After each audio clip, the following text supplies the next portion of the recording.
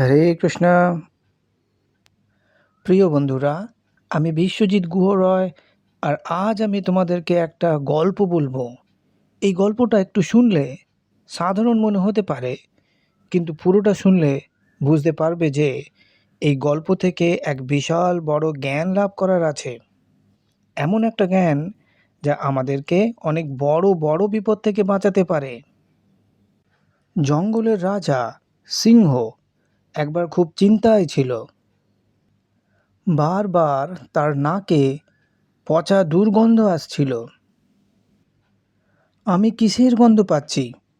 এই গন্ধ কি আমার শরীর থেকে আসছে?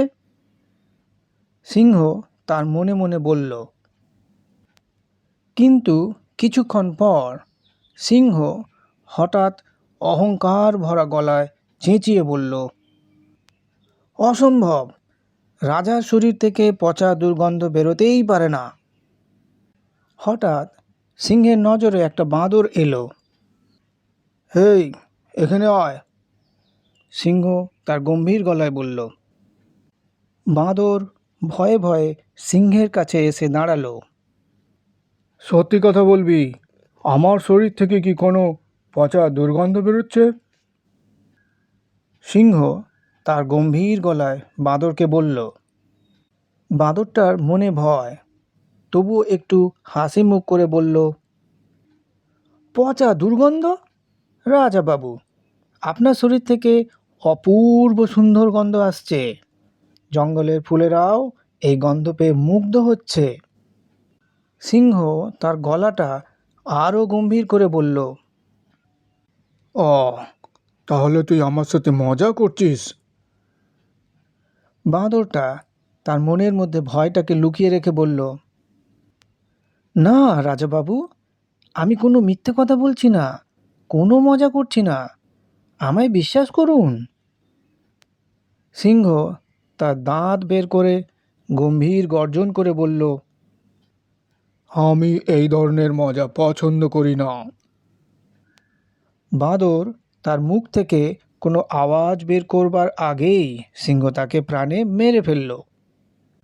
একটু দূরে গাছের আড়াল থেকে এক হরিণ পুরো ঘটনাটা দেখল।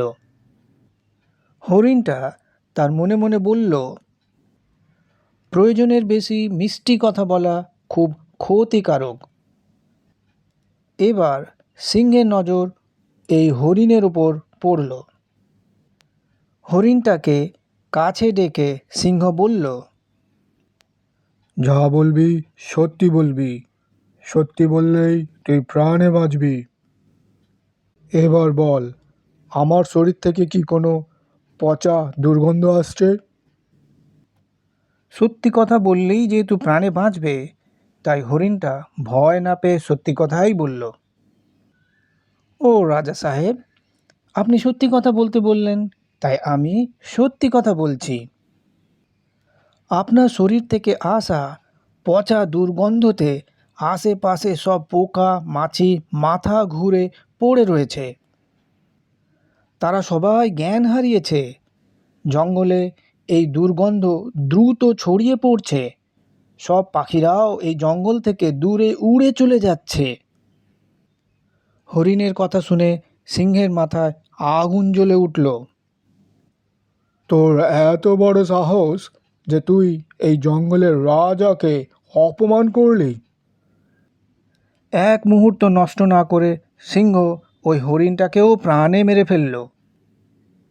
কিছুটা দূর থেকে একটা শেয়াল পুরো ঘটনাটা নিজের চোখের সামনে ঘটতে দেখল। বাঁদর মিথ্যে কথা বলার জন্য প্রাণ হারালো, হরিণ সত্যি কথা বলার জন্য প্রাণ হারালো। তাহলে কি এটা সিংহের চালাকি? শেয়াল নিজের মনে মনে ভাবল। সিংহের নজর যেই ওই শেয়ালের উপর পড়ল, সিংহ তার গম্ভীর গলায় বলল, কাছে আয়। শেয়াল শান্তভাবে সিংহের কাছে গেল। আমার শরীর থেকে কি কোনো পচা দুর্গন্ধ বেরোচ্ছে? সিংহ তার গম্ভীর গলায় প্রশ্ন করল। শেয়াল বলল, প্রভু, এটা আমার সৌভাগ্য যে স্বয়ং আপনার সামনে দাঁড়িয়ে আপনার প্রশ্নের উত্তর দেওয়া।